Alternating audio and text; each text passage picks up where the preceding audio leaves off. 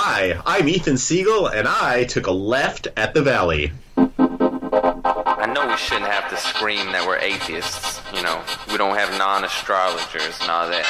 But with the religious people taking over the world, I mean, we can either speak up or be pushed into a corner. I'm proud to be an atheist, a skeptic, a non-believer, an infidel, a heathen. I call it how I see it. I say it's ignorance and you just call it faith in unsubstantiated claims. That's something to be ashamed. I'm an atheist. Coming at you from Christian Hell, this is Left of the Valley. My name is Kevin, and when Halloween comes around, parents send out their kids looking like me. Yep. Joining me as usual is the team that found out how to look thin, they just hang with fat people. She drinks too much, she gave a urine sample and had an olive in it, Nancy. I'm speechless again. There's just too many raunchy things going through my mind that you can't say, even on a podcast. She could tell her parents hated her. Her bath toys was a toaster and a radio. Christina. Oh, so true. I'm not going to go with that then. Yeah.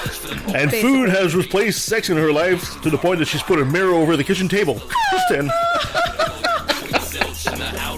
Oh my gosh. Guys, welcome back. Hope you had a great week. Those are good intros. I had a great week. Somehow I thought you might be a little more mature today because... Oh, boy, are you wrong. because today is such a special day for you and for the rest of us. We're celebrating your birthday. Oh, that's right. Today. Yeah, I guess I should play the birthday You song. have traversed the universe one more time. Yes, I had one more rotation. Not the universe, the solar system. Yeah, and it's special. And why is it special for today, Mr. Kevin? Just because it's my birthday, that's always special. And your birthday numbers are... I'm encouraging you to tell the story. Come on, we gotta go for the story. Here's a little thing you might not know about me. Every time I see a psychic or somebody that can read palms, something like that, I tell them something about me. What you might not know is I was born on the 7th day of the 4th month, 74, at 7:47. And whenever I tell them that, their eyes go wide open, and then they grab my hand, and they say, I've got some special destiny, or something. Yeah, I'm on a podcast. That's a special destiny. Just if you were the 7th son of the 7th son. Exactly, something like that, right? So, yeah, that's correct. We hope we make it all the way through the show before you ascend into the netherworld. Chances are. Oh, no, the netherworld is that's The descending. Yeah. Somebody will have to grab the already console. there. Well, thank you, ladies. I appreciate that. Yeah. So today we're going to have a great show because we'll be talking to singer-songwriter Shelley Segal. Ooh, looking forward to that. Great voice, voice. But first, let's do a bit of chit-chat. Hey, you guys heard about Pope Frank?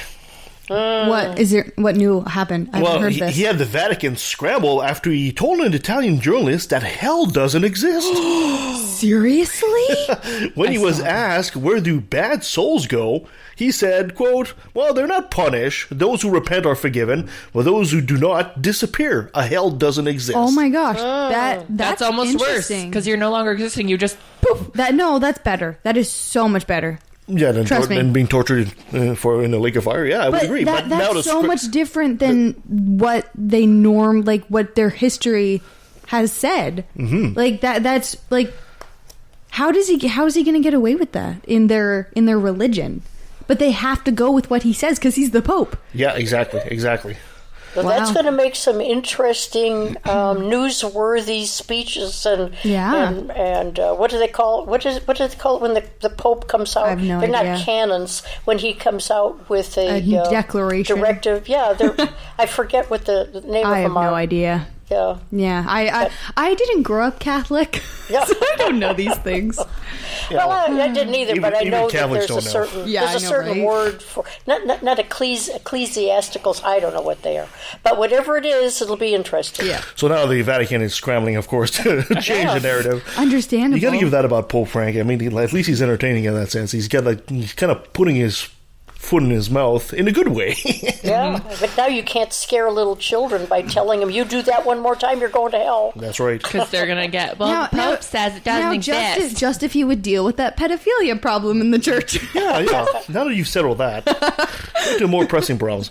Did you guys hear about Canada's next astronaut? No. He's the next guy to go up in space. His name is David Saint-Jacques. He's from Quebec. Now, this guy, he's amazing. He's an engineer, he was a physician, and he's an astrophysicist. Holy shit. Oh, my. Wow. Is he like 100? No. Boy, talk about a wasted youth.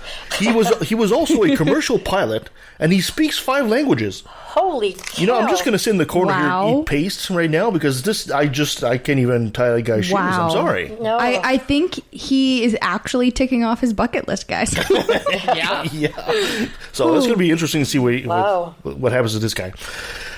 Tim Hortons. If I say Timmy's, you guys know exactly what I'm talking Yep. about. Iconic Timmy's. What happened to Timmy's? Is there anything more iconic than Tim Hortons in Canada? Well, Maple. maybe. Tim Horton was actually ranked 4th across Canada as far as brand reputation, right? That was last year.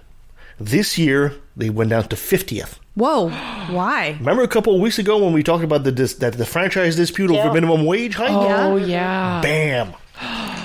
No. Yeah. Unbelievable. Do you think that they're going to, that's just temporary, and once they get all this settled? I don't know. It's obviously a backlash from all Canadians because right now they've taken a hell of a tumble. Their stock, since October, their brand stock has lost 16% of its value.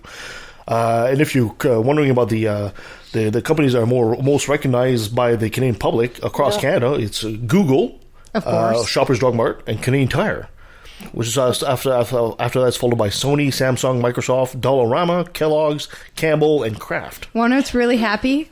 Apple is not in the top. Well, you'd never know it by our local Tims because anytime you walk in, there's still a zillion people coming and going buying Tim bits. It's annoying when you're trying to buy lunch at lunchtime. It's like, and I'm here for half an hour. Fuck. Yeah.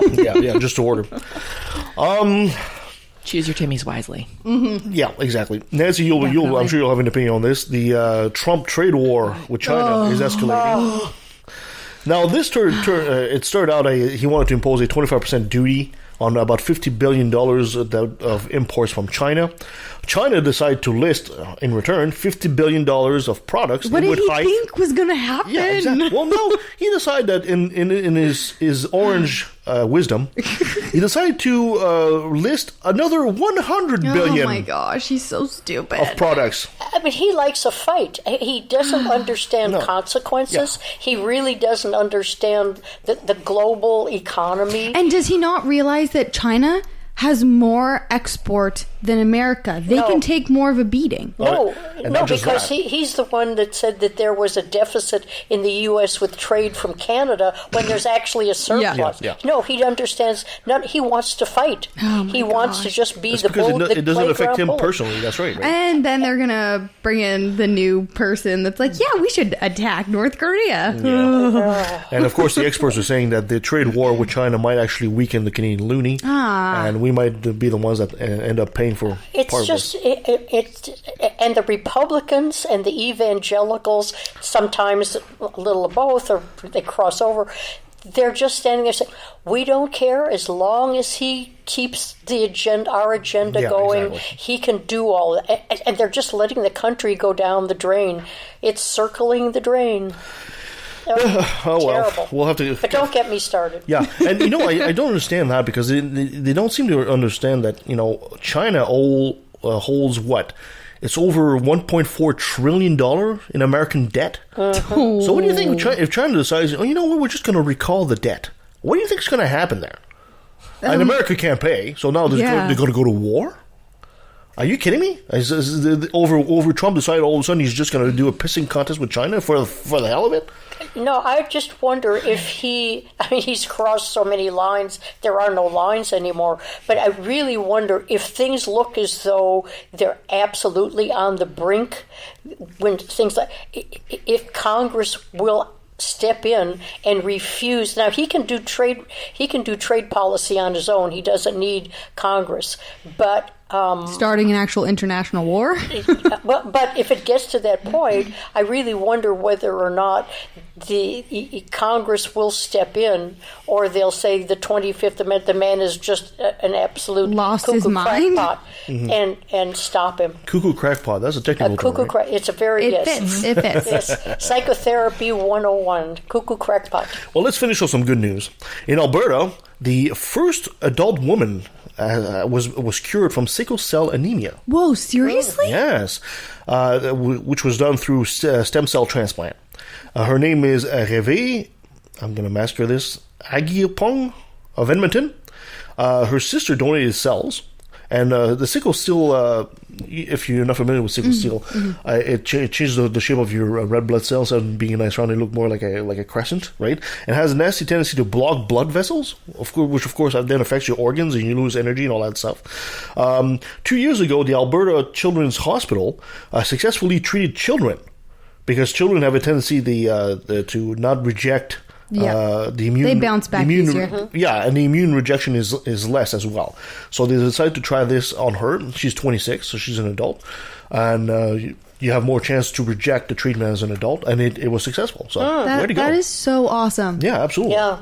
So there's a lot of good research that goes on. I don't think that people realize how much good medical research is done in Canada. And really, a lot. They've taken the leadership in a lot of ways in many fields. I mean, Canada, the researchers in Canada were the first to do insulin. Yeah, absolutely. Yeah. Researchers in Canada, so underrated. Yeah. It's because we're not boasting about it that much. That's exactly why. Yeah, we're focusing on our research. We're just like, and check, okay, we got that. Okay, next thing, let's go, guys. My dear cure Nancy, cancer. You have a top 10 for us? I do. I have sort of a quirky one today, but I think They're always quirky. They're always quirky. Yeah, this one I thought it would be fun to see the top 10 mystery movies of all time. Ooh. Yeah, ooh. So I wonder how many of these I've actually seen. Probably not very many. We'll see here. We'll start with number 10. Believe it or not, is a fairly recent one. Argo. Did anyone see Argo? See Argo. I didn't. It was wonderful. It had to do with the except it was not very accurate in many aspects. No, especially considering the Canadian. Mostly the Canadian help for the Argo, by the way, is when they had that hostage situation in Iran. And then we snuck them out as a film crew? Yes, as a film crew, yeah. Nice. Yep. And of course it played Ben Affleck, and he comes in and American number one, but you know what? That's not really how it happened. It was mostly a Canadian effort, actually. Yeah, and it had to do with the ambassador Ken Taylor at the time. That's quite it was correct. a wonderful. John Goodman was fabulous in it. To me, it's not that much of a mystery movie, but this is the list from Rotten Tomatoes, and Rotten Tomatoes says it's number 10, so we'll go with it. Kangaroo with the Number 9 of all time, from 1941, The Maltese Falcon. Oh wow! A classic. I have not seen that either. It is just an absolute classic. Humphrey Bogart, Peter Lorre, Sidney Greenstreet, one of the greatest casts ever assembled for that time, and it's just a classic, and it's worth seeing. It's black and white, of course, but it really. Have you seen it, Kevin? No, I have not actually. Oh, I know of it. I've heard of it, but I have never. You're a movie buff. Yeah, but I have a tendency to stick with movies of my era. Unfortunately, I don't usually go back in the far past.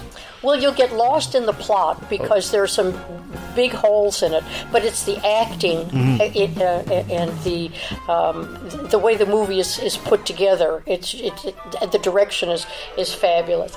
Number 8, another oldie. North by Northwest. That comes on anybody ever I haven't seen that one either. Oh boy, that's a Hitchcock movie with Cary Grant, and the way you might remember North by Northwest, which is kind of like a spy movie, is the scene where Cary Grant is out in a field, and a plane just buzzes over his head, and he's forced flat. I'm seeing deer in the headlights as I'm looking. But it's a wonder. These are all classic movies that I'm sure are somewhere on Netflix or somewhere where you can get some old movies, and they're really worth watching. If you you're not familiar with the movie itself, you'll be familiar with the scenes because the scenes are often reproduced in pop culture. Yeah, You'll see that airplane diving scene in The Simpsons, for example. Nice. This big buzz over and stuff like Number 7, another Hitchcock movie, Psycho. Oh, which, yeah. I haven't seen that one either. Oh, come on. I watched more like action, like Arnold Schwarzenegger movies. Yeah, growing up.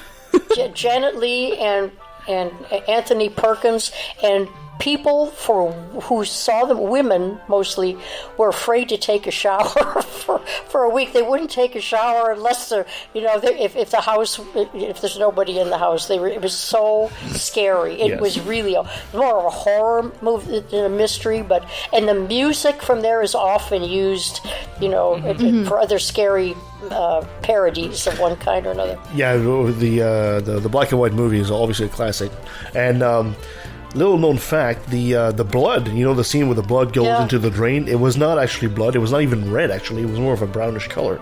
Yeah, because it's black and white. Yeah, it was black and white, but you don't know that in a black and white movie, right? Yeah. I feel as though I'm doing foreign movies because so many of these gold classics are foreign to you guys.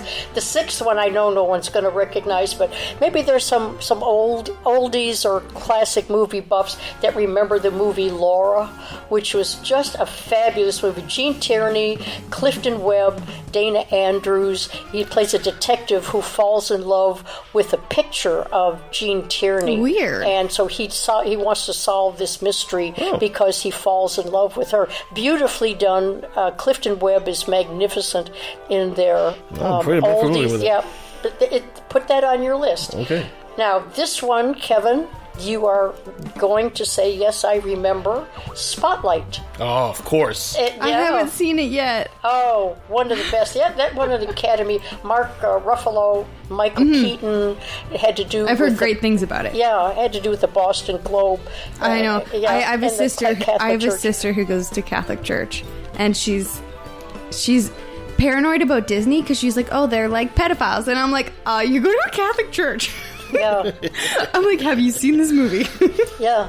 That was a Spotlight was a very good movie. That was a Michael Keaton, was always an excellent actor. Yeah, we had quite a good time watching that one and talking about it for a while after.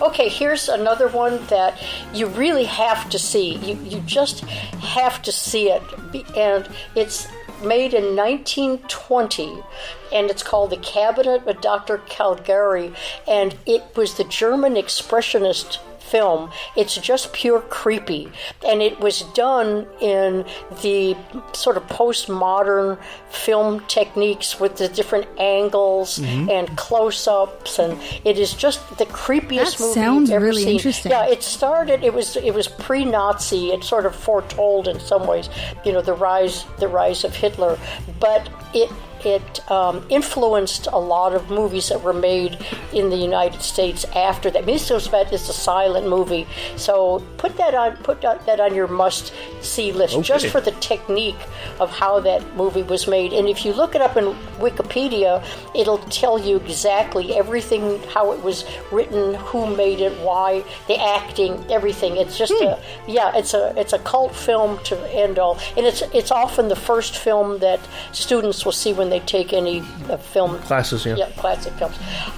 Number 3, an Orson Welles film called The Third Man.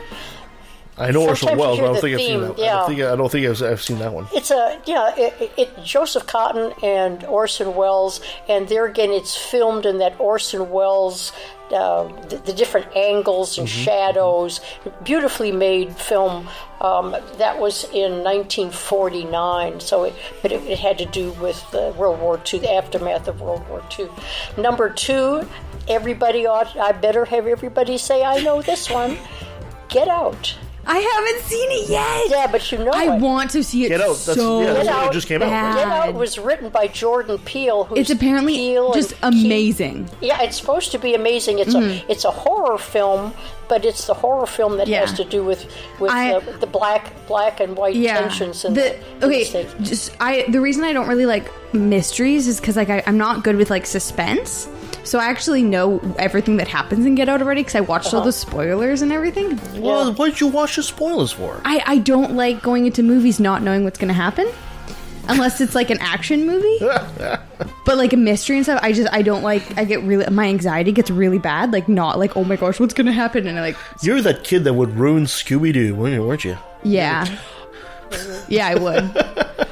Yeah, no, but everything I've heard about Get Out, it's a gripping and like it's 100% should watch. Okay, number one, we're going to go back, and this is sort of a history for, you know, for people who like film but don't know anything about it. The number one all-time mystery is Citizen Kane. Oh, of course. I haven't seen that either. Yeah. But I've heard Rosebud. of it. Yeah, well, it was actually based on William Randolph Hearst, and it has to do with Orson Welles as Kane, who is power hungry. It's a beautifully done film. Spoiler alert, Rosebud is the name of his sled. Yeah. Seriously? Yeah, remember the word rosebud. Rosebud. Anyway, so that's Rotten Tomatoes. Anybody got a favorite mystery film that... I don't, like I said, I don't really watch mysteries. Yeah. So I can't even remember a mystery I've watched. Yeah. I'm just kind of getting into getting into mysteries and stuff like that more now. I think the only mysteries I really watched are like in TV shows, like in crime shows and stuff. Yeah. They have mysteries in them, but I've never really watched something specifically because they're trying like a mystery. I'm like, nah. Yeah. A great mystery is also one that has a great plot twist in there somewhere. Yeah. If you get one of those you never see coming, it's like, oh my god, you never saw that coming. Yeah, I think one of the ones that they didn't mention in here that has that great plot twist is The Usual Suspects. Oh yes, of course. Yeah. Of course, yes. And of course, I'm actually surprised it's not in there. Yeah, Murder on the Orient Express had I'm reading that right now because I want to read it before I watch the movie. No spoilers. No. Well, Agatha Christie was one of the greatest, British crime writers. I'm so excited. Hercule Poirot. Hercule Poirot, yes. Yeah, and Miss Marple. Miss Marple, yeah. Anyway, By the way, those are spoiler, the ones. The Orient Express is a train. So anyway, that I knew. I hope I've motivated or encouraged people to kind of, look at some of the older films and it's really understand. It's really interesting that the older films have stood the test of time and continue to be like some of the best mysteries. Yeah, because you have to understand the history of film, and so many of these when it had the right director, the right cast, and the right then script, there's Get Out. They were fabulous. Movies back then was an art. Today it's more of a like a lot of things about making a buck and And it shows. It shows. You have some great movies that are still coming out, but they're few and far in between compared to all the junk. I mean, we saw the Emoji movie last year. I mean, really? No. I mean, we do not speak of that. You think Orson Welles is spinning in his grave when he thinks of the Emoji movie? Yeah, he told me. Well, you know why? It's because things back then were built to last. Well, they were, you made a movie and usually it was one thing. Today they make movies hoping to make at least a trilogy. Also, wouldn't it have been a lot harder? There's a lot more that would go into it. Yes. Yeah. Now you have, click. Yeah. Well, I think there's a lot that goes into it. CGI effects are good when they're used sporadically. If the entire movie is CGI, right? You could totally see it. Balance. It's insane watching. There's a version of Beauty and the Beast it's French. It was made in France. Is it black and white? No, it's not. It's a new movie. It's like from 2015. Okay. But almost all of the effects are practical. Mm-hmm. And it's stunning. Yeah. Like the Beast is practical effects. Yeah. And it's just like comparing that to like the Disney one that just came out recently, it's like unquestionable which one is better because it's like CGI just can't reach the same level as practical. Exactly. It's like the difference between Lord of the Rings movies and The Hobbit. It's like, why didn't you use practical eventually effects? CGI gets too much. Exactly. I like to usually refer to one of my favorite movies, which was the original Jurassic Park. Of course, a movie that still, this is 1994, and still, takes your breath away. 15 years later, it still stands up as a very good movie. And the dinosaurs, you have some practical effects and some CGI. The two of them are mixed, and it's fantastic. It still stands up. Mm-hmm, definitely. Well, my favorite era for movies is the 40s, some of the 30s, but the 40s. And when you see some of those and how they stand up, through the generations, you can just appreciate the talent and the hard work that went into making them. People don't know that Nancy taught the Frères Lumière how to make movie cameras. And before that, she used to carve hieroglyphs in Egypt. So way better now. Yeah. All right. Anyway, so that was kind of fun, I hope. Yeah, I really enjoyed it. Thank you for the list, my dear Nancy. All right, ladies, what are we doing now? Another brilliant moment brought to you by religion. All right, our fun segment we always love. A couple of stories. A Nashville pastor who spoke out against gay rights has been arrested.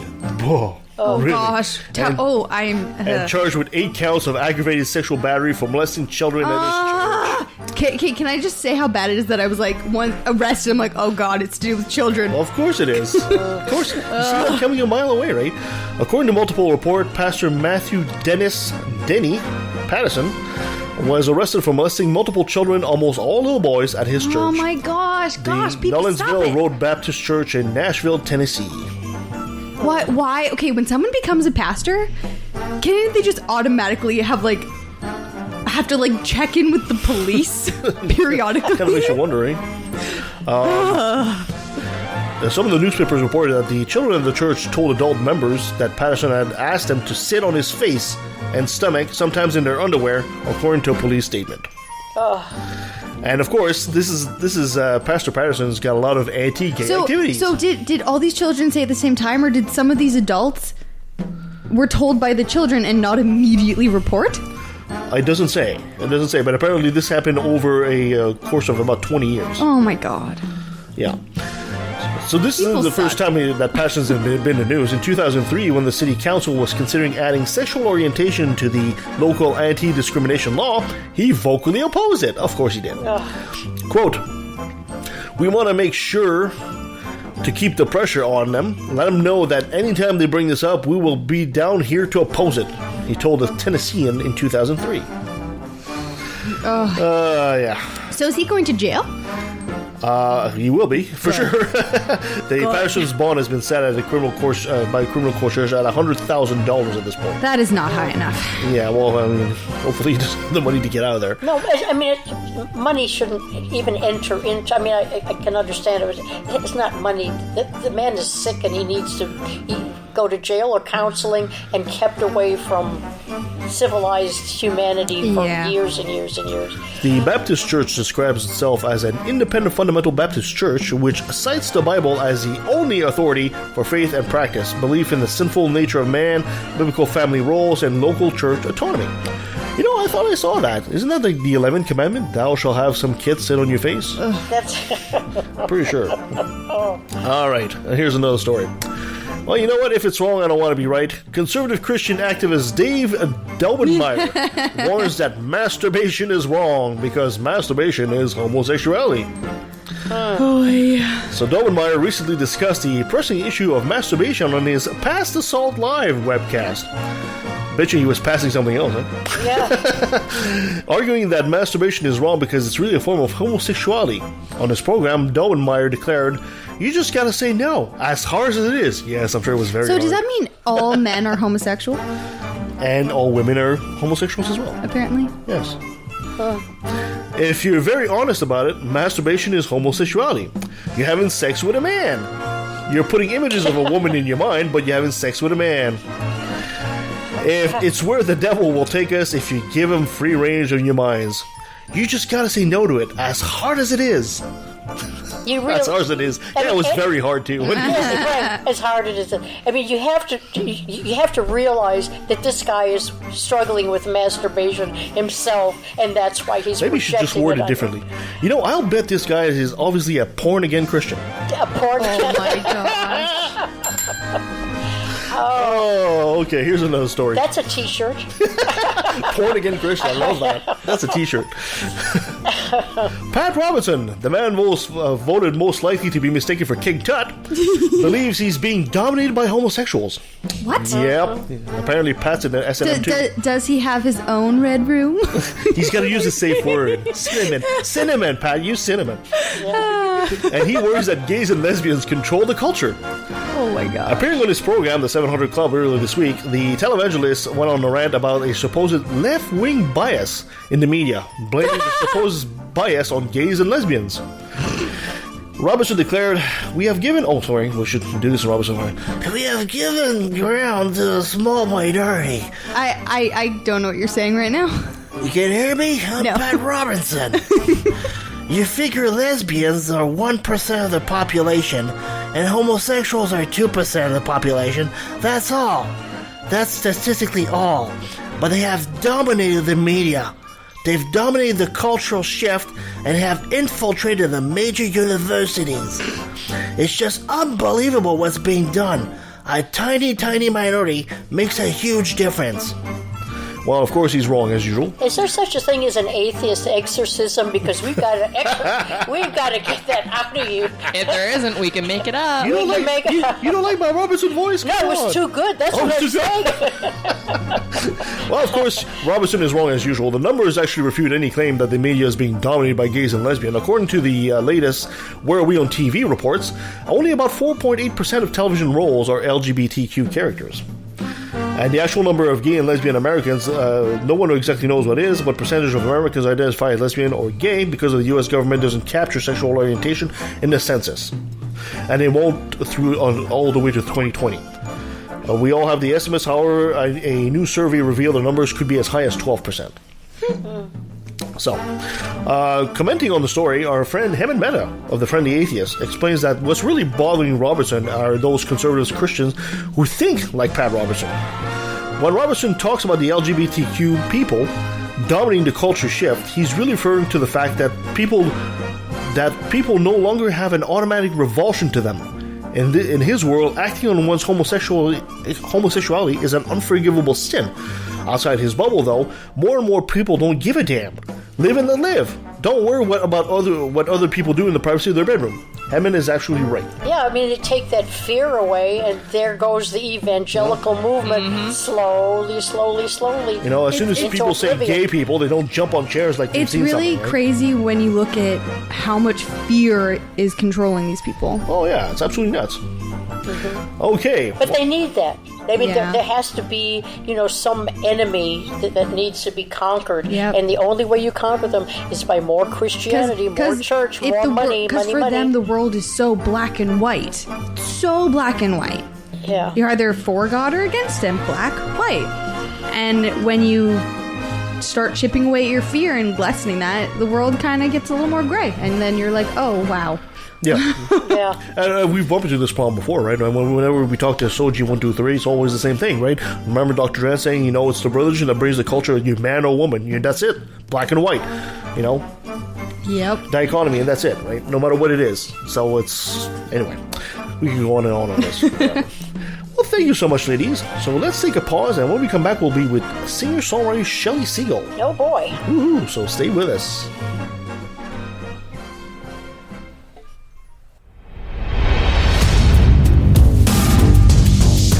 In a world torn apart by a lack of reason,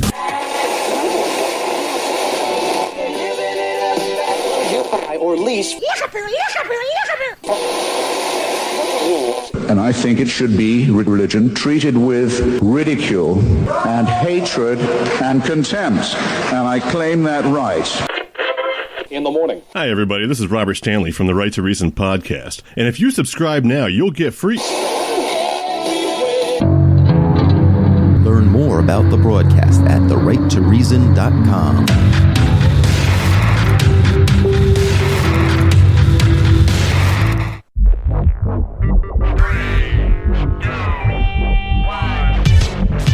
Hi, I'm the Supreme Irreverend Dr. Randy Tyson from the Legion of Reason Diversion.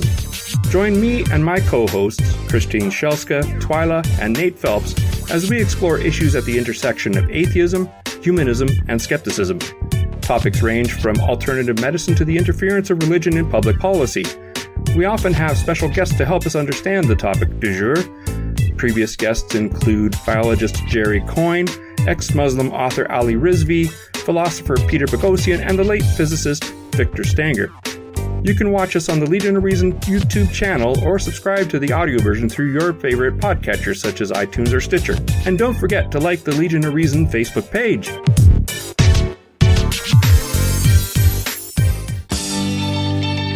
There's a starman waiting in the sky. He'd like to come and meet us, but he thinks he'd blow our minds. There's a starman waiting. Well, joining us online is Shelley Segal. Her voice has now become the stuff of legend amongst atheists. She is a snappy dresser and a snazzy dancer. Shelley, thank you so much for joining us at Left of the Valley. Thanks, guys. Thanks for having me. First of all, I've got to say, I have to admire you're so smart, so talented, so beautiful. I mean, I have this total crush on you right now. Oh, my God. Way to make her uncomfortable, Kevin.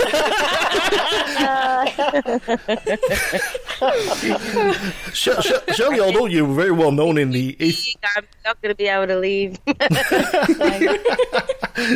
Shelley, although you're very well known in the atheist circles, you might not be as well known in other parts of our audience. Would you be so kind to maybe give some quick bio of who you are? Sure. So my name is Shelley Segal. I am a singer, songwriter, guitar player, and I write about what matters to me, and I try and share the way I see the world through music, and that's basically what I do full time. Sounds great. And your songs have already made quite the tour in a lot of places. We'll be talking about 3 of your favorite songs a bit later on. Shelley, a couple of weeks ago, we actually had an interview with another artist, Rebecca Fox, and I was lamenting anyway, the fact that we don't seem to have a lot of artists in the atheist movement. What are your thoughts about that? Well, I think it's hard. It's sort of a hard topic to talk about sometimes in music. A song, it's not like a novel or like a lecture. You've only got 3 minutes to sort of make a point, and so it's not an easy thing to sort of talk about. And I don't know. Also, it can be a bit of backlash. And I think a lot of artists, people listen to music or create music for different reasons. Some people, when they hear music, they want to, they just want to dance or escape or forget about what's going on in their lives. And then some people like to listen to music, because they want to think or they want to be challenged, they want to focus on the words. Some people like both. I actually like music for both of those reasons. But I think, it's a very specific thing to talk about, secular values or to challenge religion in song. And I think a lot, as hard as it is that I've mentioned, there's still a lot of artists that do approach that topic and that do talk about it. And I think we're going to see more and more of that, or we are seeing more and more of that, especially, with the atheist community online and communities being able to sort of, share the work of artists that they like that do approach those subjects. So you came out, I guess we could probably call you one of the pioneers of the genre, if it's hopefully will take off later on. So what's your story? Did you come out of, do you have a story of apostasy yourself, or were you always an atheist? So I grew up in a religious family. I grew up in a traditionally Jewish family, so we were sort of moderately observant. And we, kept the dietary laws. I went to a Jewish school. It was a really big part of my life. And then my family went to synagogue every week. And the synagogue that we attended was a bit more, it was an Orthodox synagogue, so it was more observant than we were at home. And it was a really big part of my life and my identity and my family's identity. As I said, I went to Jewish school. So I grew up in this religious community, and I was very trusting, and I was, I didn't see any reason to challenge anything. And I really sort of absorbed it and loved it, and was a big part of my life, as I said. And then when I was 16, I was studying 16 biology, and I learned about evolution. And I was that was sort of the first time that I thought about the fact that maybe the Bible isn't literally true.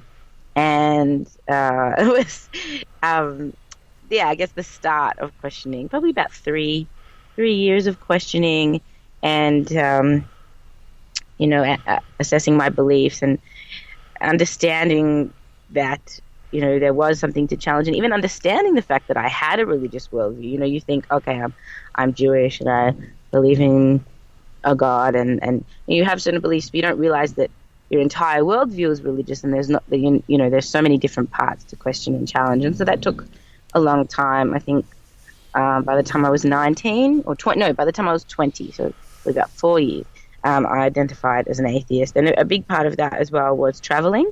I was very lucky to get to travel and go backpacking in Europe, and I sort of met, a lot of different people that had a lot of different ideas about the way the world worked. And when you, see worldview after worldview after worldview, you realize all of them are, deserving of criticism, and you sort of see your own upbringing and worldview in a context, and you're able to criticize and assess yours, in a better way. Mm-hmm. And that's when I became an atheist, and it was such a huge part of my life. And I think for so many people that go through this massive change, it was at the forefront of all my conversations and all of my thoughts and experiences, and I was sort of forming this new worldview, and I wanted to have good reasons for what I believed. I wanted to understand what was wrong and what was right and why, and I was sort of dealing with my own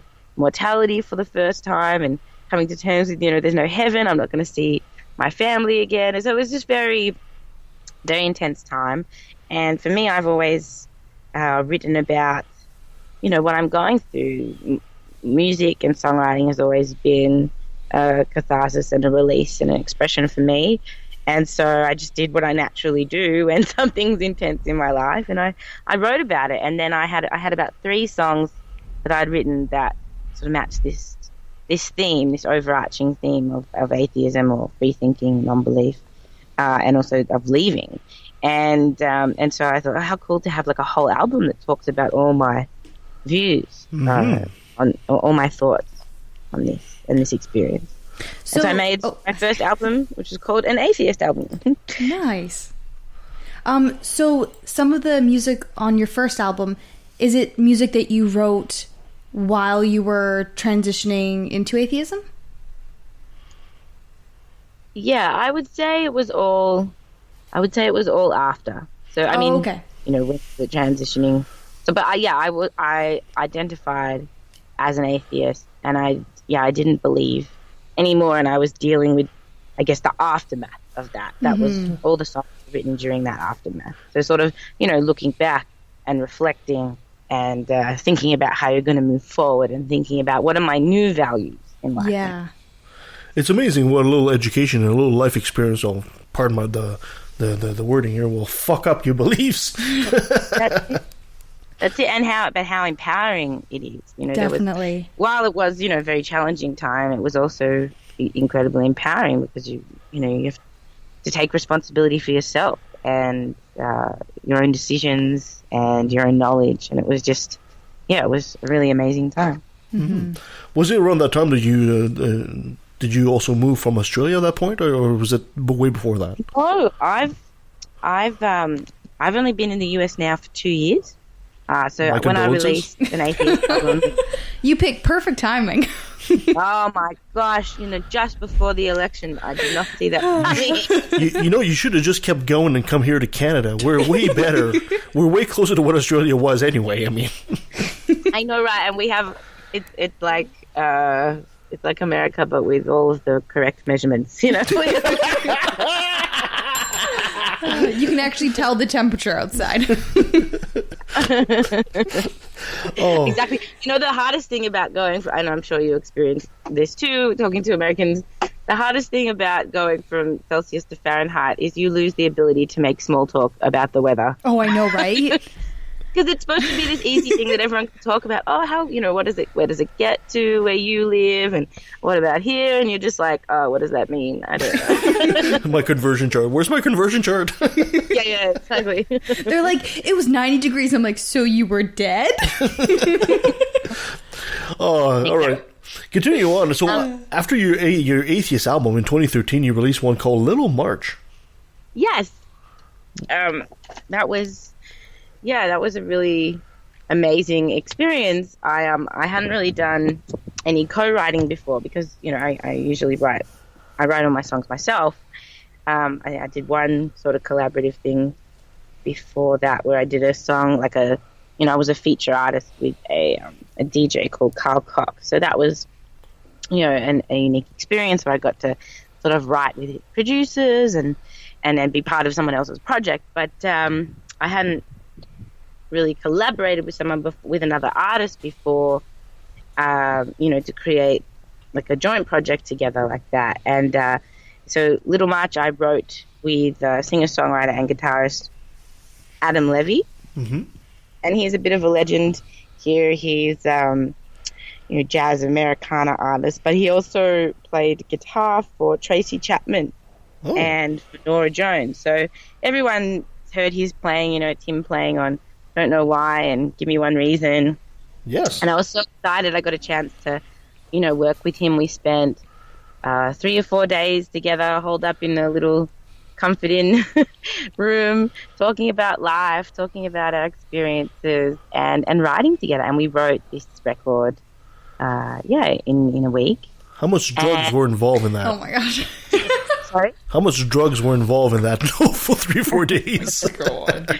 Absolutely none. Of course. When you're high on life, you don't need drugs. That's right.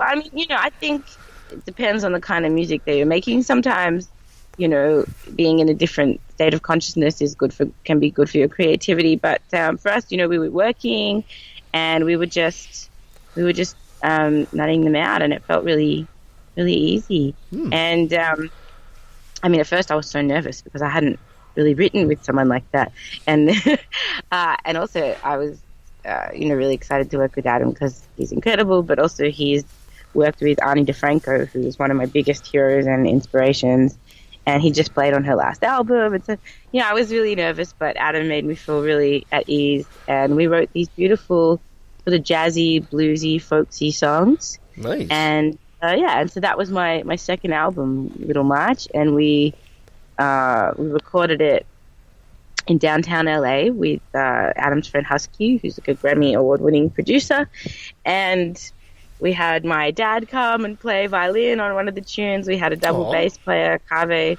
come in and play on a couple of the tunes. But other than that, it was like just the two of us. And it was really nice to release something that sort of contrasted with my first record, because an Atheist album was a full band record. And then, I followed it up with something sort of stripped back and acoustic, which is a lot more like my live shows. Mm-hmm.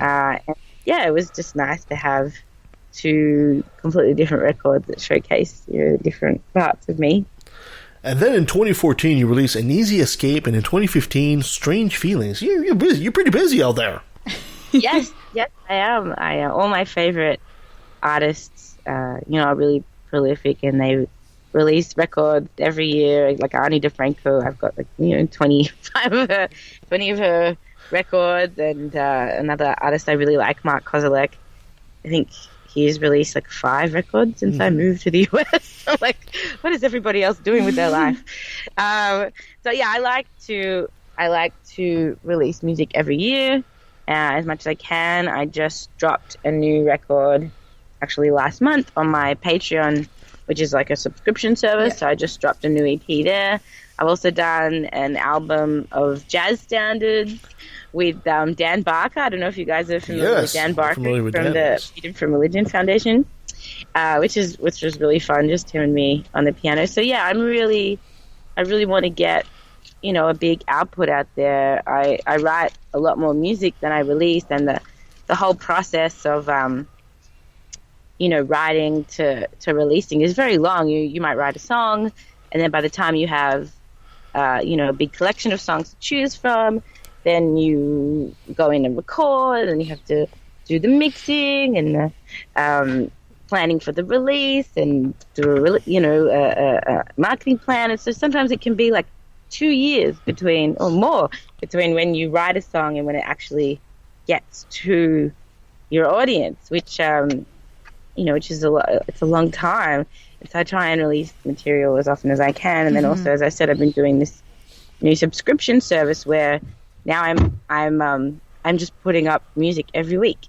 Wow. And so it's sort of, getting around that whole release timeline, which I'm still doing, but now I write a song, I can record it in my bedroom, in my home studio, and put it up online for my subscribers straight away. So that's been really cool. Fantastic. Nice. Shelley, you might not know something here, but since you're Jewish, you might actually know this.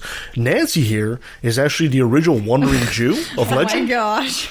And I thought, she might become an inspiration for one of your albums. And she's available, right? Oh, yeah. It's Shelley, don't ever be the oldest person in any room that you're in. Unless you want to be a constant source of laughter and at your own expense. We love you, Nancy. Nancy, I feel like that sentence needs to be just ended with the words "with Kevin." Wait a minute. Be the oldest person in the room with Kevin. Wait a minute. Why am I getting this abuse? I'm sure. I think you like it. Yeah, I'll take it. It's my birthday today. I'll take it. Birthday? Did you say what? So it's my birthday today. I'll take it from you. Oh, happy birthday! Oh, thank you. Thank you. Oh, that's lovely. So Nancy, so you came from a Jewish background as well? She was talking to you. She said you. Yeah, no, I didn't hear her. Can you repeat the question, please? Did you come from a Jewish background as well, Nancy? Oh, yeah, I did. Mostly Reform. When the grandparents passed away, there was very little in terms of observance, but really good secular Jews in terms of identifying and having the history and being proud of it. But we really didn't have a lot of religion in the family, so I feel as though I was an atheist from the beginning because I really didn't have any, or the family after the grandparents died. That's because her grandparents were the original guardians of the temple. Way back then, right? I know. Do you want to know my birthday? Just whenever the Jewish calendar started, that was me. I filled it. I started with my birthday and went from there. So being an atheist wasn't really a journey like it was for you. It was just always. I've never had any religious beliefs whatsoever. Mm-hmm. Yeah. I know there's quite a lot of secular Jews, and the degrees of observance is really large. Like there's so many different ways to be Jewish, and I think a lot of people sort of don't, because the Judaism that they know is a more secular Judaism, because those are the Jews probably that they've met or connected with, or see it in movies and actors, and I've definitely found that Jewish culture is sort of more understood in America than in Australia. It's more it feels more understood by the wider community in America than Australia, for sure, in my experience. But I think that the Judaism that most people are familiar with is more secular, and the more sort of orthodox communities are more insular, and and so most people don't have an impression of Judaism being quite extreme or being very oppressive, because it's not it's not part of their understanding. But and again, I would say I only had a moderately observant life between sort of a reform or liberal level of observance at home, moving to the Orthodox synagogue. And even when I tell people about, at the synagogue, I wasn't allowed to sing because I'm a woman. I wasn't allowed to lead the service. That's their prayer like my father or my brother. And we have the gender segregation, and women have to sit separately. And it's like people don't understand that, or they're not familiar with that because it's not part of their narrative of, sort of secular Jews that they know and love. Mm-hmm. Interesting. Shelley, that's for our audience. You selected 3 songs that we'll actually play for our audience, and the first one is "Saved," and then we're going to play that in a second. But this is the song that they are currently using as a theme song for the Atheist Experience. Yes, they are, which is really cool. I used to watch that show a lot, especially during that period where I was transitioning, and where I remember spending all night talking to my brother, or used to argue with my brother, and we would watch the Atheist Experience. It was a really big part of our lives back then, and so it was so cool to have this song be part of the show. And yeah, this song is probably the angriest song. Oh, one of the angriest songs on my record. And I wrote it after I was talking to a preacher in the street, and he was handing out pamphlets, and we started talking, and he told me that I was going to hell. Like, he was not too aggressive. He was being nice. Like, we sort of got into it, but nice in tone anyway, if not in content, and telling me that I was going to hell. And I just felt really angry that someone would come into my life and my world and my space and tell me how I should live my life, and tell me, put their morality onto me when they don't even know if it's true. They don't have any evidence that it's true. I'm sure, he felt that he did, but from, where I'd come from in my whole journey, it was like, you can't know that, and you're coming into my world and forcing it onto me. And so I went home, like, straight away. I was really worked up, and I wrote this song, and yeah, that's what it says. It says, I won't be told how to live my life. And it's also asking a lot of questions. Most of the verses are phrased as questions, and it's saying, how do you know what you say, Mm-hmm, mm-hmm. So let's play that. Let's play "Saved" here by Shelley Segal, and we'll be right back.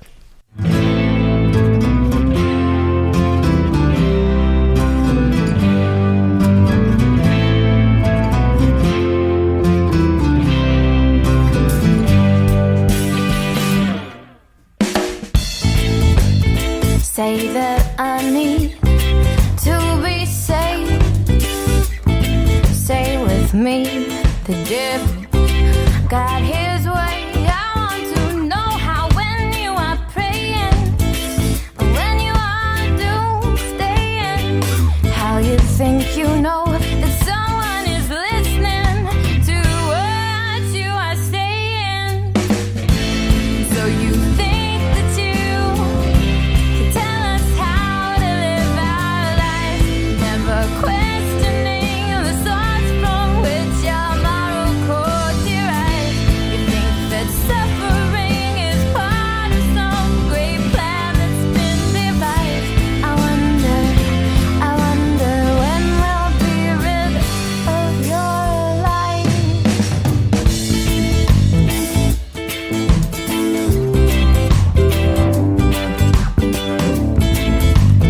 Say I need to hear the truth.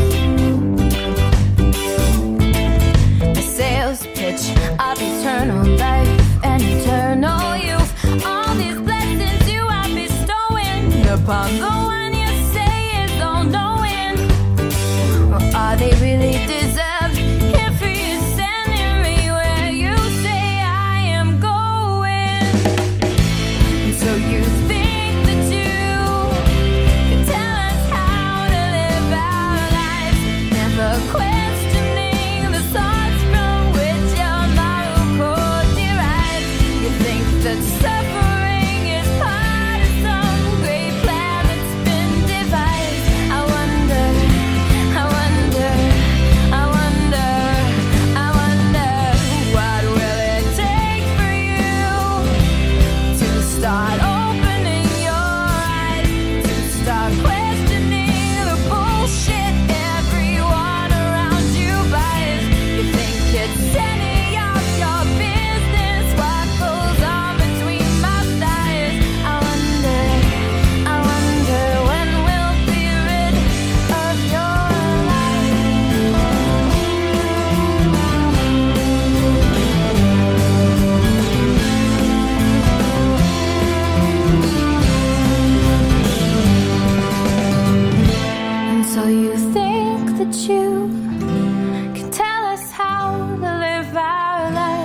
never questioning the source from which your moral code derives. You think that suffering is part of some great plan that's been devised. I wonder,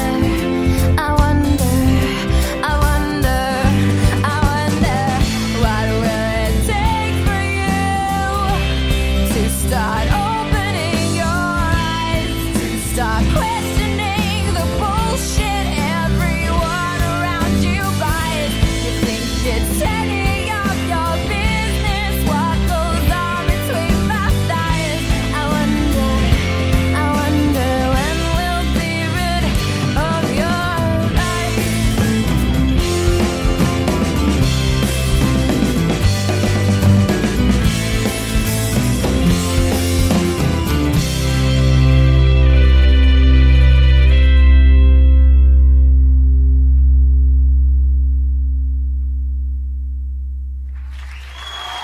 And there was. What a fantastic song. Oh, yeah. You know, that song, as soon as I listen to it, it kind of, one of the first things that reminds me is Canadian artist Alanis Morissette.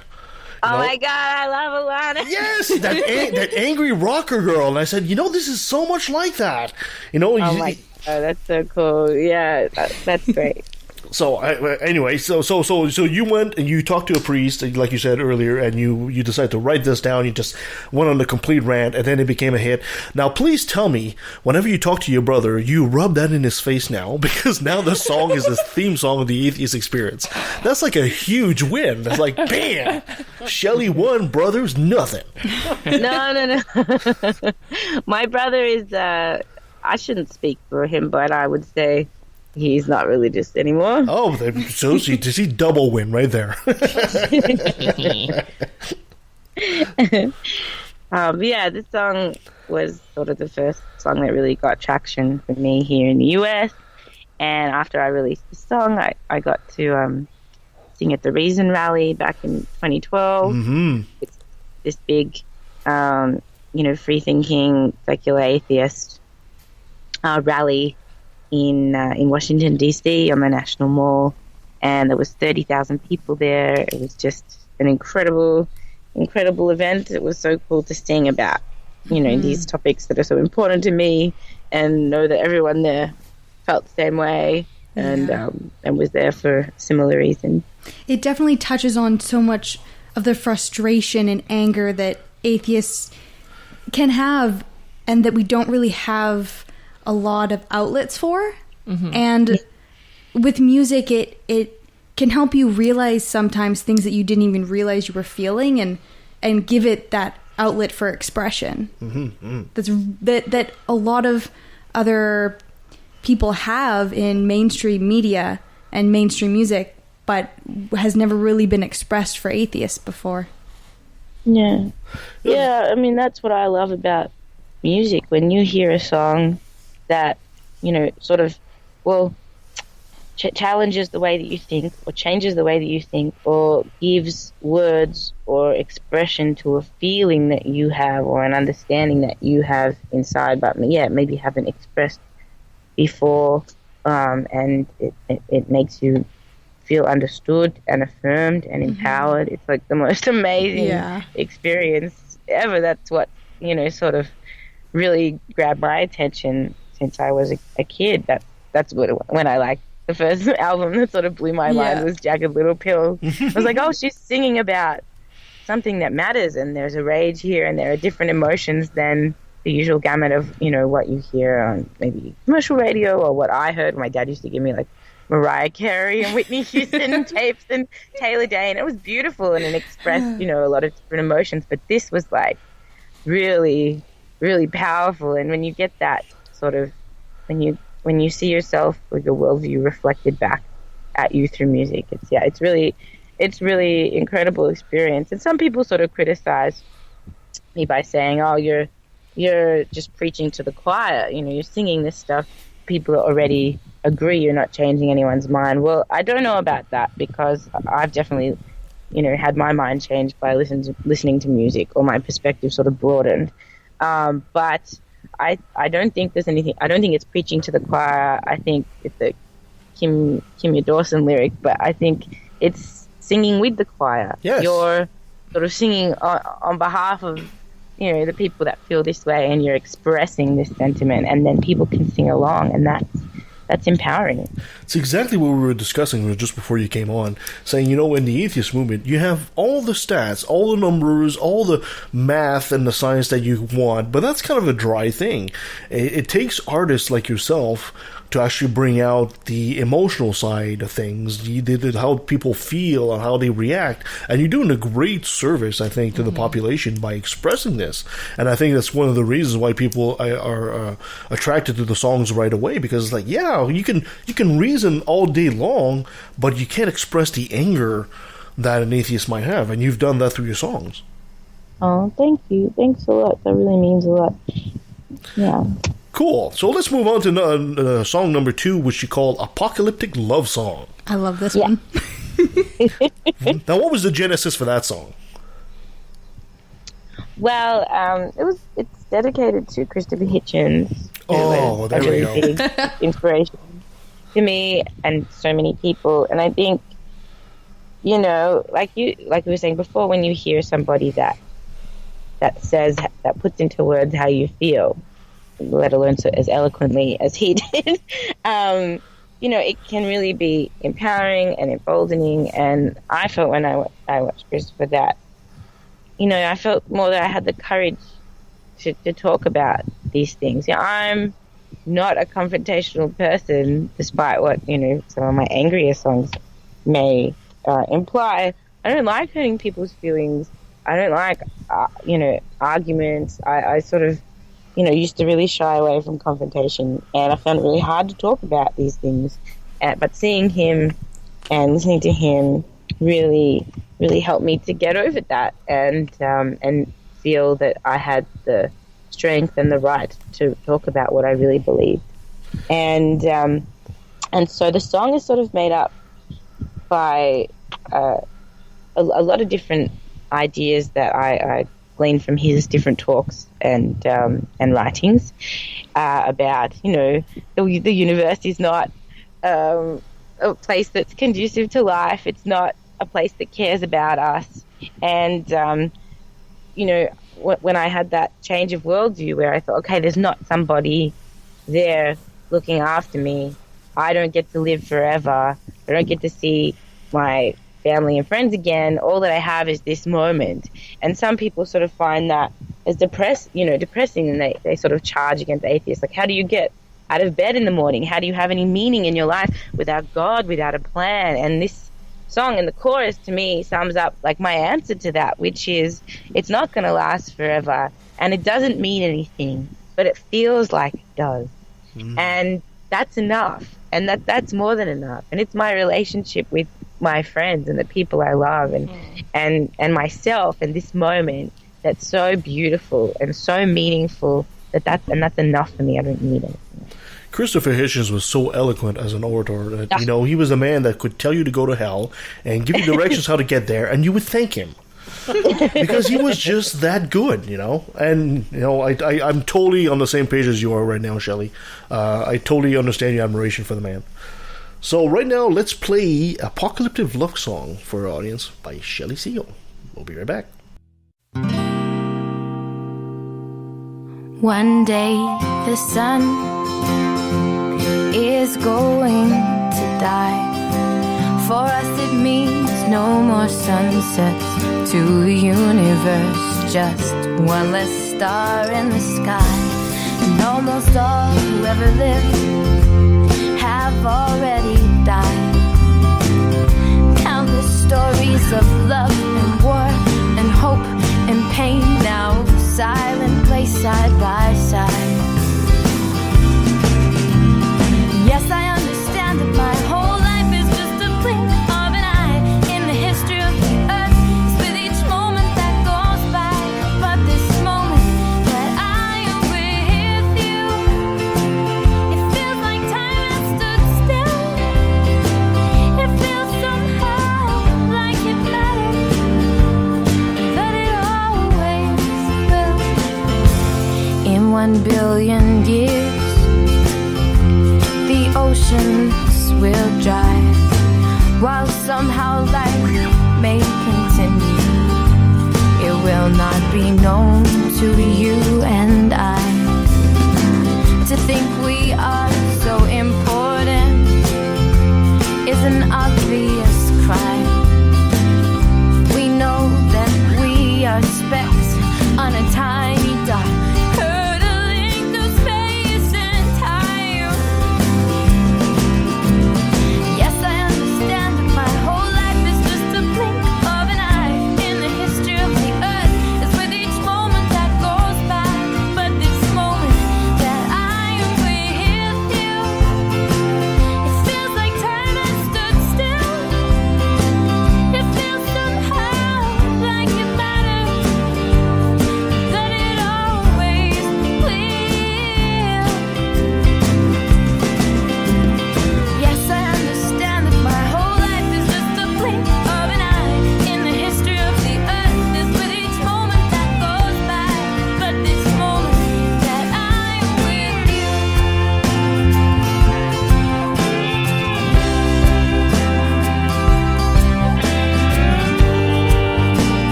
When I'm with you, feels like time has stood still.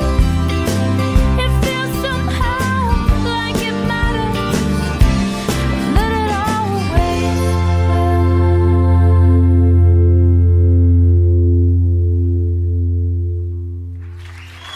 And that was Apocalyptic Love Song.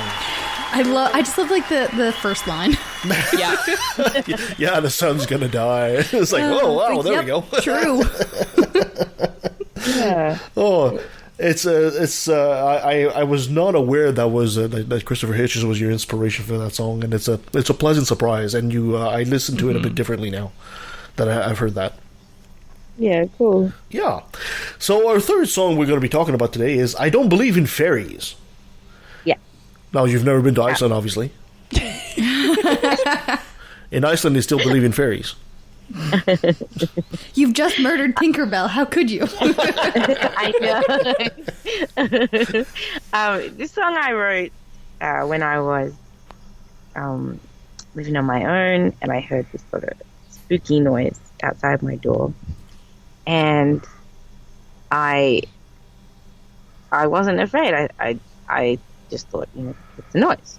But when I was younger, and I realized that, the way I thought about the world had changed, because there had been a time where I would have been afraid, or I would have thought, maybe it's a ghost, or maybe it's, some sort of imaginary creature. And I just sort of, again, I was past this time where I'd sort of examined my worldview and beliefs. And I was actually reading Sam Harris's book, The End of Faith, that I, sort of, I was already an atheist. I already didn't believe in God, but I sort of still had these beliefs about heaven and souls and spirits. I hadn't really examined everything properly. I think, and you, like I said before, when you have a religious worldview, you don't necessarily understand that all the parts of it are religious. Yes. And so, it's sort of gotten over the idea of any sort of supernatural, spiritual kind of creatures. And so I was sitting here in my room realizing, wow, I've had this new worldview, I've examined my beliefs, I don't believe in these things anymore, and now I'm not afraid. Like, there was some sort of stimulus that in the past would have made me afraid, but my deeper knowledge of the world and my deeper understanding has freed me from having to be afraid. And it was great, and it was a really cool realization. And at the same time, I also realized that sort of was analogous to, in a way, to losing my faith and actually not believing in God anymore, because I didn't believe anymore, and so I had to take that responsibility for myself. And so again, this like deeper understanding of the world and this change in my beliefs and what I thought was real and what I thought was imaginary had empowered me in some way. So I don't need to be afraid. I can depend on myself. And it was really a really powerful sort of epiphany, and that's when I started writing this song. And it was so cool to think of these two concepts, like ghosts or goblins or something sort of, maybe we think of them as being childlike fears. You know, kids are afraid of boogeyman or afraid of the dark or afraid of these sort of, you know, imaginary creatures. And so I was comparing this like really high and mighty God concept that I'd believed in with something really with childlike, like fairies or goblins or other imaginary creatures. And so that was really empowering as well. And so that, you know, the song sort of sums up all of those feelings and realizations. And the chorus, again, this resounding sort of, you know, I don't need to be afraid of imaginary things. And when I'm in a tough situation, when I'm in the dark, I know there's no one else there that can help me. It's just me and what I have to deal with. Now, I don't know. I mean, I don't believe in fairies either, but I kind of regret that. I kind of wish they did exist because I find that they'd be great at trying to find stuff. You know, I've misplaced my keys. No, that's the fairies could find it. Oh, she had to put a Harry Potter reference in there, of course. Yeah, you might not know Christina's a huge Harry Potter fan, and she infects every show with a Harry Potter quote here. Just remember, you love us. Yeah. I make the show better. Jeez. The comments of Christina are not necessarily on the left of the balance. All right, so let's listen in for our audience to I Don't Believe in Fairies by Shelley Segal.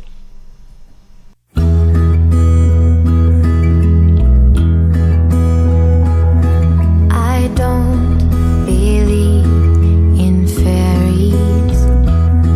I don't believe in ghosts. I don't believe in vampires hungry for our throats.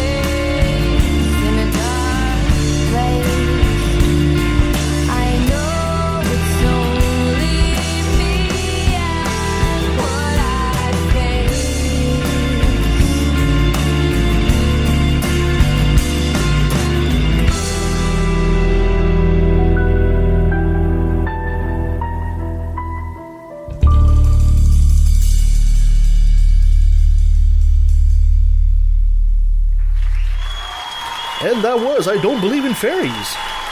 Another very, very interesting song. It is, and there's a sweetness to that. There's some minor key, but there's such a sweetness to that even if you don't listen to which are important. I mean, the lyrics are the song, but there's just a sweetness that that just carried me along. That's the entire impression I get of Shelley to begin with. Yeah. She's like the sweetest thing, but if she gets angry, she will slash your throat and look at you as you die.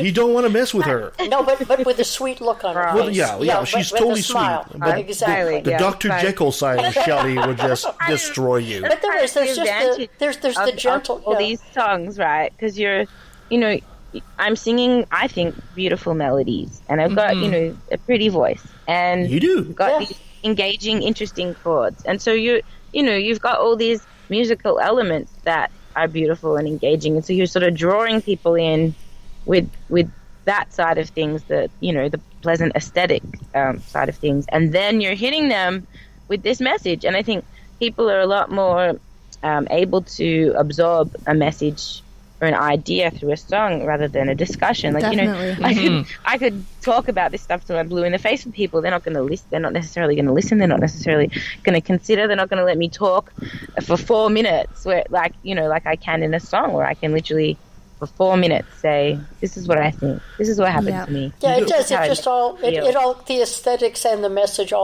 came together just beautifully with that. She's entirely correct. Yes. If we have a discussion with a person, people don't listen to you unless you're some kind of expert. But when you're listening through a song, it's just a person's experience or whatever their opinion, and then we just automatically absorb it. And I think that's right. And music does, it touches a different part of your person than like a debate or a discussion.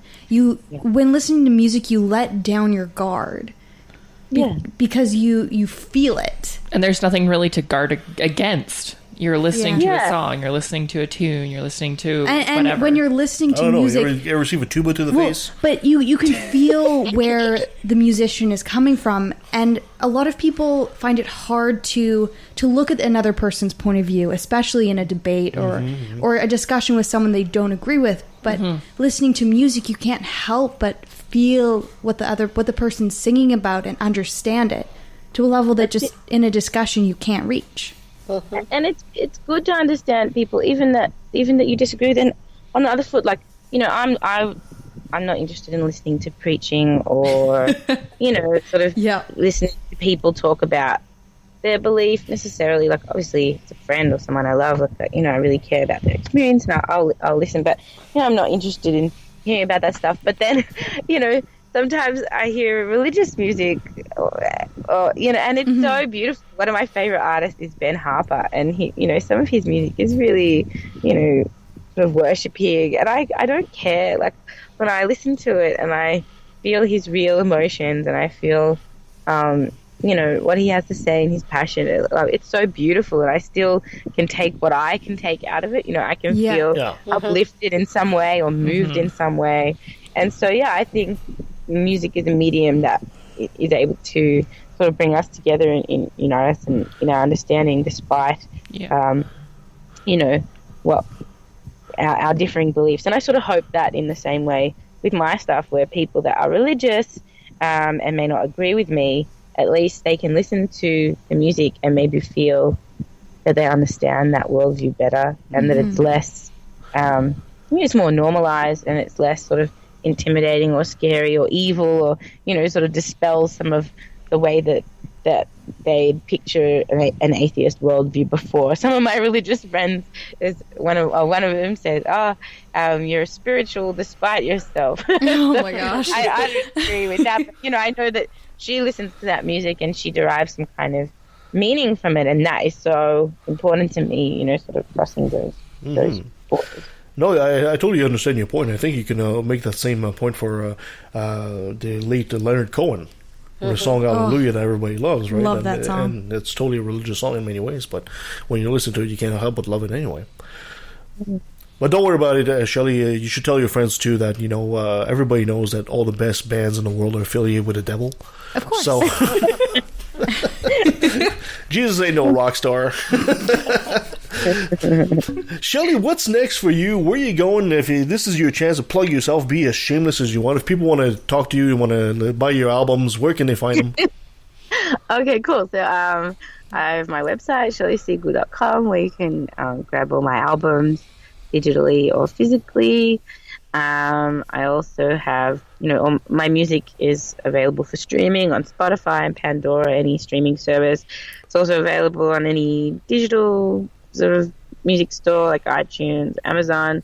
The best one, if you like supporting independent music, is Bandcamp. They take a much smaller percentage. Okay. But the best and coolest new way that you can sort of follow what I'm doing and get all of my music is to become my Patreon, which is a subscription service that I'm part of, patreon.com/Shelley Segal, and I put up new music every single week. And it's $1 a month. $1 a month. That's awesome. You get 4 songs every week. 4 songs a month. You also get access to all my album releases. You can, kind of scroll down through the old content and download, all the music I've been putting up on that for the last 2 years. And it also gives you access to a Patreon-only group on Facebook where I sort of post behind-the-scenes stuff and little jam sessions that I do with my friends and all different kind of stuff. So that's a really cool thing that I'm working on at the moment. You also play an instrument, I'm assuming? Oh, yeah, I play guitar. Oh, there we go. Yeah. How could you not love her, right?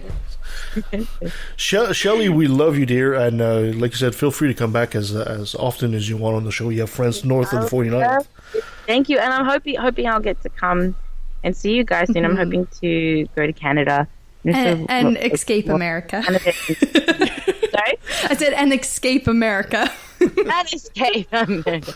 And get to talk to people about the weather. Very excited. We should just book a tour to Australia and you could be our guide. No, never. It's too hot. No.